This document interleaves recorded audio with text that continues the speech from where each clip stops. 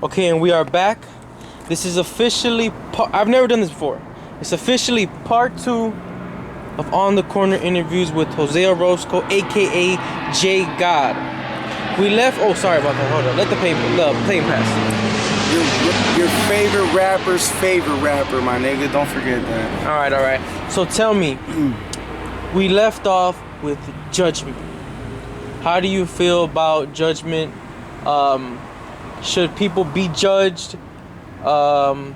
Is it a good thing, a bad thing? In general, judgment.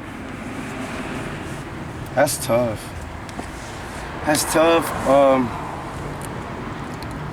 I'm being judged at the moment. Do I take it personally? Sometimes. Depends from the source. But no. I understand why people judge. I understand why people should be judged. And I just think that sometimes it's best to leave some shit like that alone, to be honest. Some people fuck up. Some really good people fuck up. Does it mean they're a bad person? Not necessarily. Bad people always fuck up. Do we even give them credit when they do good? Not necessarily. Being judged and judging people, I think that's just based on one's own belief. I think you're good. One's own belief and shit. And just remember that the way you judge people, that's the same standards that people are gonna hold you accountable for. You understand? So don't judge people if you ain't living that life. But if you are, then go ahead and give your standards. You know what I'm saying? But make sure you're living those standards. All right, just quickly, let's go ahead and move this way, so that way we can catch everything that you're saying and all that stuff. So, how do you feel about being interviewed? You've never been interviewed before, have you? This is my first time being interviewed. I don't know what the fuck is going on. Yeah? Do you like it? Not really. Right here. Not really. Since you are a manager of your life, let's have a perfect label for you. Is that me? Yeah, stand right here. On the corner of the building. Okay, so you said, okay, I understand what you were saying. Let me see. Okay, do you feel like maybe with the judgment, maybe you're being told something you need to hear? Yeah, definitely. Even when you're judging people, sometimes like you give them a little truth that you need to accept yourself. You know, so when people judge me, at first I was really offensive, dude. Fuck, me and my mom, I think because we have the same attitude, it really clashed every time she would call me out on some shit. Not because she was just my mom or whatever, but just being a woman and me being a man, I took that very personal sometimes. But I never ignored the fucking words. I didn't like it. Don't fucking call me out on my shit, nigga, because I am who I am. But what you're saying is, yeah, it's hitting home base for a reason. So I think when I'm told the shit that I'm told, I need to evaluate myself, and I do. And I thank God that I do, because it's helped me to be a better person, be a better father, be a better brother, be a better whatever, you know what I'm saying, better son. You know, sometimes my family doesn't understand, and you know, including you that you're interviewing me. You don't understand why I'm doing the shit that I'm doing. But I'm doing it. And I'm telling you guys, back the fuck off. You know what I'm saying? And I love you for what you guys do. And I do listen. I do. And I think everybody should listen to when they're getting shit on. You're saying it for a reason. You gotta find the reason. I think at the end of the day, it's all about love. Hell yeah. No matter what way it comes, no matter what happens, because people love you and you love people. Yeah. Because I'm sure if I fucked up in any way, the first person, yeah, ass. exactly. I'll be on your head, homie. Yeah. Knocking doors down. Exactly. I've done it before. Yeah, you have. Yeah, that's true. But that's why I don't get upset when my family does it to me. And you know how you are. You know how my mom is. You know, Daisy Ann, she ignoring me, but that's another type of nigga. But you know what I'm saying? Yeah. I know how you guys come at me. And you guys do check me on my shit. But I appreciate that shit. But I'm not gonna let no one down, especially my fucking kids. That's my heart. That's just, you know? I think there's a lot of more respect that should be going on, but I understand where you guys come from. Okay, so now, Jose Orosco, also known as JGod. Me being your brother, I know everything about JGod from start to not finished yet. You need to stop inviting these rappers and not letting them say at least 4 fucking bars. Like, freestyle something. That's coming soon. That's coming soon. Alright. You're gonna be a part of that. All right, cool. So, from start to not finished yet, tell me something about rapping, how it started for you, and you know what I'm asking. Go ahead. Magic. How it started for me, it started from the person that I least respect in the world. Crazy. I was 6 years old. I have like 4 memories of my father.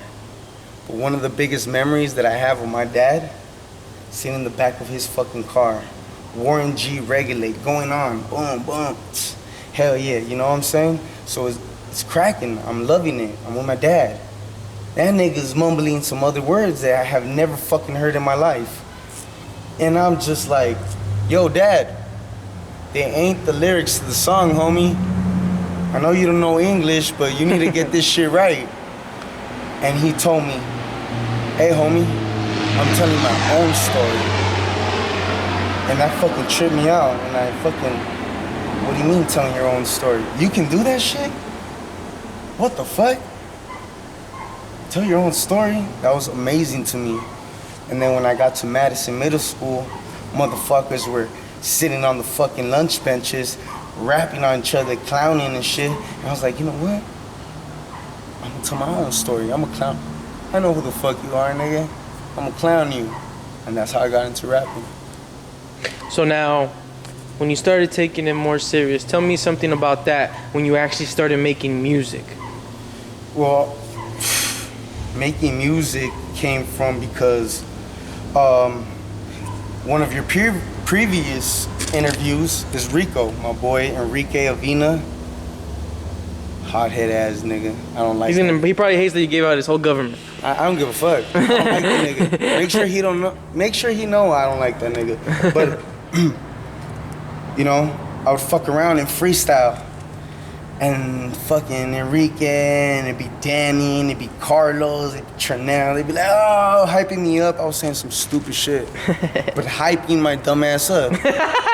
Yeah, good friends. Hey, great friends. Banda probably still has a fucking video of me going buying them on his laptop, nigga. Like, yo, don't show that, you know? But it was Enrique. He was like, yo, you know what you're doing? Write some shit down.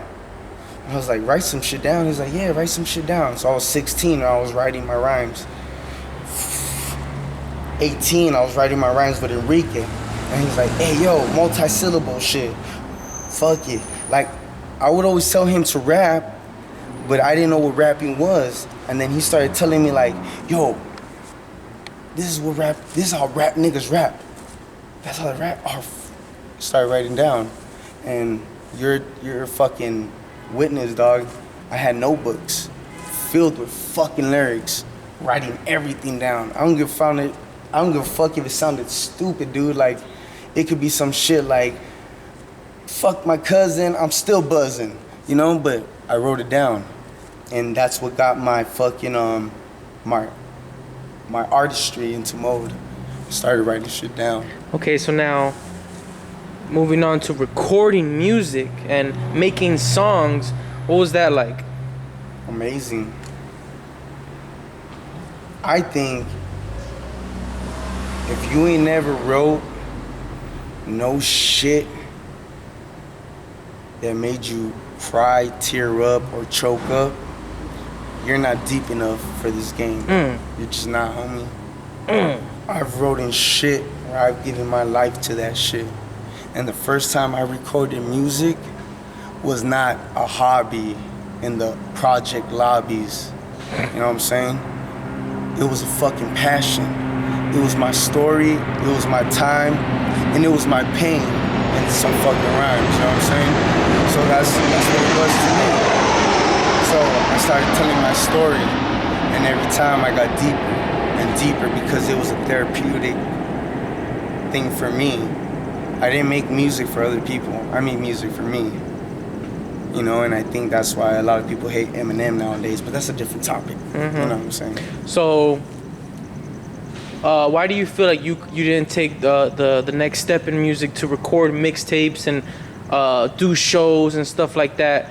Or maybe you did do that, but why didn't you take it further? I didn't know what condoms were. I really didn't. What the fuck is a condom? Enrique told me, nigga, who uses condoms? Nah, but really, I became a father very young, and I made a choice: live rapper life or live a father life. Not having a father, it did some shit to me, dog. Like, it did some shit to me. So I chose to be a father instead of a rapper, and that's why I'm all bummed out and all this shit. Straight out of work, so it's not a bad bummed out, it's a working bummed out. Nah, you know, gracias. But, you know, to be honest, I can kill any of you Valley rappers on any given day. No, I'm not sure. In the work bum outfit. Simone. Okay. I already know. So, maybe getting a little back deeper into the life part. How do you feel about parents that would leave their child, and do you look at it now and understand, or maybe forgive, or how do you feel about that? I don't judge nobody, dude, because they feel like their decision benefited their child more. You know what I'm saying? It ain't no fucking guidelines. It ain't no top 10 rules of how to be a parent. It's just you experiencing things, going through life, remembering your childhood, and maybe trying to make a change. That's what people don't understand. Trying to, you know, fix the situations that fucked you up, maybe. But other than that, like, you know, people take life and they make their decisions. This is what's best for me and my kid. I'm gonna fucking be a rapper, give him all the money he needs, and send him off to college, give him a good life, da-da-da-da-da. My shit was, I'm gonna be there for my son every day, every fucking day. I wanna wipe his ass. Yeah, airplane, sorry. Yeah, it's all good. I want to wipe his ass. I want him to scream at me. I want him to throw his fucking juice at me. I want all that. I didn't give that to my dad. I want all that, nigga. You know what I'm saying? Yeah. It was just a different calling for me, I guess. Okay. So how do you feel about forgiveness? Is it important to forgive? And do you understand people that can't do that? Oh, yeah. I understand people that can't do that, and I love her to death. And I also understand the people that forgive. I'm one of those. I'm one of the weak ones. I forgive. I have a heart. Think that makes you weak? Maybe you were stronger than the person that couldn't. I don't know if that makes me weak, but definitely haven't been one of my highlights in my life. Should have been stronger sometimes. For sure should have been stronger sometimes, but I don't think it makes me weak. I love the fact that my father can call me, tell me about his stress, and I can tell that nigga, like, I'm gonna help you out. And he's like, you don't have to help me out. I never helped you out. It's not about that, dog. God put me in this position for a reason. My higher being put me here for a reason. If I can, I'm gonna help you out, dog. That's what it is. Okay. So now, wrapping up the interview, what is it that you could put out in the world that maybe could help somebody, or just in general, what do you advocate the most in life, and what would you like to put out there? Be happy, man. Be fucking happy. You live one life. You're gonna make mistakes. If you learn how to fucking accept those mistakes and overcome them, you'll fucking be a better person every time. Just be happy in life. Do what makes you happy. People don't understand my decisions because it's not their happiness. I put my happiness in other shit. And you put your happiness in other shit. But be happy. at the end of the day, be happy. That's all I really can say. Okay, so what's next? What's next? Let's say rapping wise, life in general. What's next for Jose Orosco, aka JGod? Because you're both of them. You're both. I got a list, homie. Yeah. Next, I want to buy some property, get my contracting license, do what I'm doing. Also, I'm teaching myself how to play the piano. I got a little keys and shit, and teach yourself how to do it book from the library. You know, visit libraries, my niggas, they still exist. Also, what I'm doing is I'm putting fucking tile flooring in, you know, people's homes for the first time. So I'm trying to just advance myself. The more you know, the more you're worth. So I'm always trying to be better than where I am every time. Okay. Basically it. That's great. That's great. Hold up 1 second. We'll sign out right now. So this was On the Corner Interviews. My name is Eddie. Go ahead and sign me out. Tell them who you are and say goodbye. Corner Talk podcast. Listen to that if you haven't. Corner Talk interviews on YouTube. My boy Eddie, always doing his thing. My brother, I love him to death. Hell yeah. JGod is your boy.